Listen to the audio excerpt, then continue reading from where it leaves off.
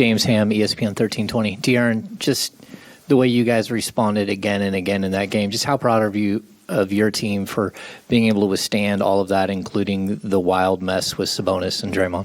Oh, extremely. I think that brought us together. HB brought us. We huddled up and we're like, yo, we have to win this game, especially everybody thought he'd be ejected. So when that happens, usually that team kind of comes together and goes on a run. But we were able to negate that, and I think we finished the game extremely well in those last few minutes. Hey, De'Aaron, Brendan Nunez, Kings Herald. Second straight really good game from Malik. Can you just speak to the importance of having secondary playmaking out there and how it makes the game easier for everybody but yourself specifically? Yeah, he's been doing that all season. Obviously, we want him to do it throughout the season more consistently. But when you have some rest in between games, obviously, and also playing the same team twice, and you get to be able to adjust to coverages that they throw at you.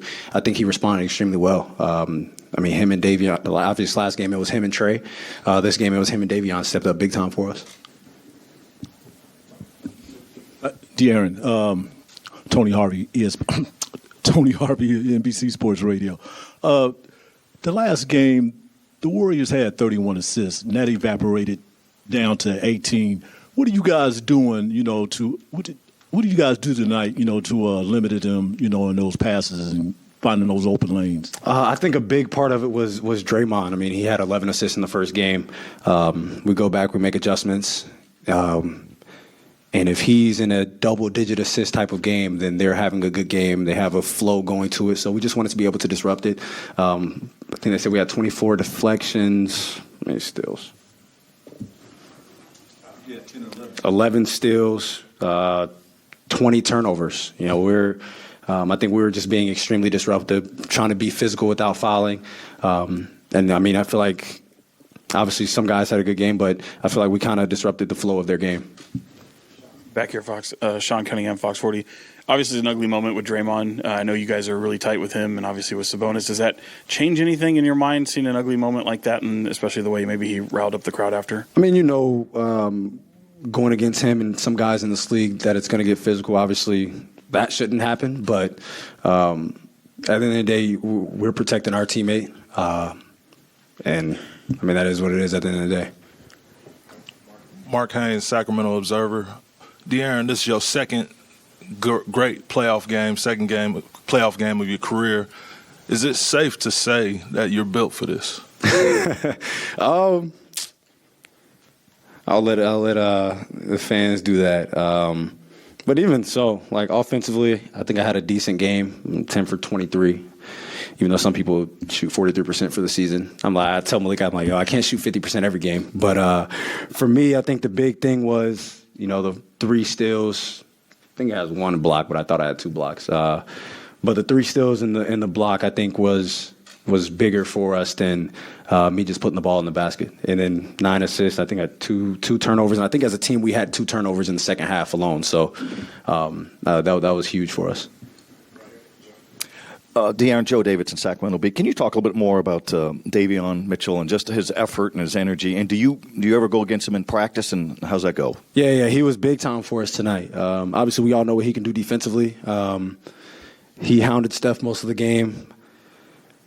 And then, obviously, what he added to us today offensively was huge. The big 3 in the corner, honestly, I would say was like the nail in the coffin. I go against Day every day in practice. That's why y'all see what I do out here, because I'm not going against Davion out here. So he's made me a better player since he's been here. Obviously, he has the nickname Off Night, but I don't think people realize how he moves laterally and then how strong he actually is. So, going up against that anytime we scrimmage or do stuff has made me a much better player.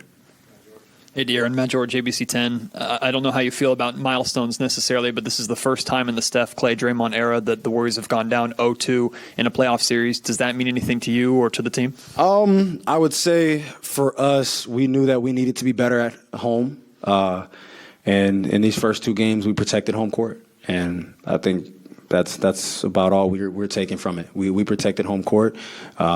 Now we have to go in their building where they're one of the best teams at home in the league and try to win a game.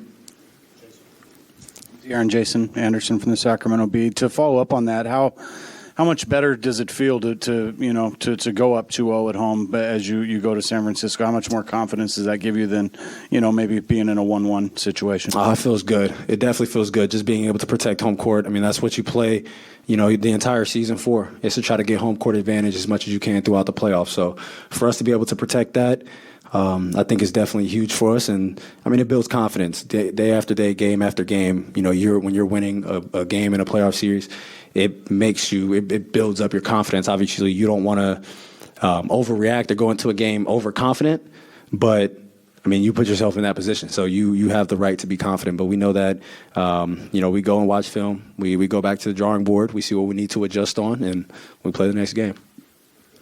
Another game where the shots didn't really fall as much. How do you guys keep that offensive pressure consistently throughout when you don't see that ball go in? I mean, the ball keeps moving.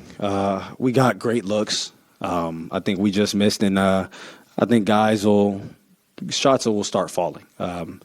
But we continue to play the same way. Just because shots aren't going in, we don't stray away from anything. And I think we got to the basket a lot. We touched the paint a lot. We were able to get kickouts. And when they did go down, they were big for us. So you just stay the course. Just because you're missing shots, you don't change what you're doing out there.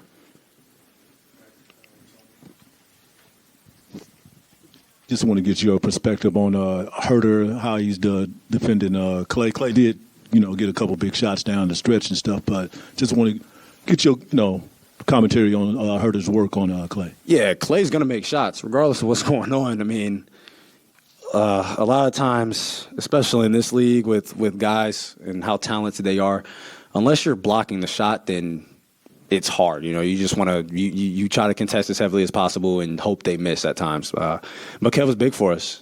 Just being able to put pressure on him, be physical. Clay is strong. He pushes you to get you into screens, and I think Kev was big time for that. And I think he either blocked one or two of Clay's jumpers. So he was big on that end for us. De'Aaron Jason Anderson again from the Bee. There's a report here that Domas is undergoing X-rays on his ribs and his lungs after what happened there with Draymond. Do you want to speak to just the beating that he takes consistently and go any further as to what happened tonight? Yeah, I mean, he's down there. Led the league in rebounding. He scores a lot of points in the restricted area. And he gets hit. He gets hit all game. He gets grabbed. He gets tackled. Obviously, at times he says something, but most of the time he doesn't complain. He gets up, he gets back on defense, and we've talked about this before. That ignites a team. If your best player is down there getting beat up, and at times he doesn't say anything, he gets back, then everybody else knows that if something happens to them, if you may get fouled, then you need to get back on defense. So it's big for us. Obviously, we hope our brother is okay. We hope he's not injured.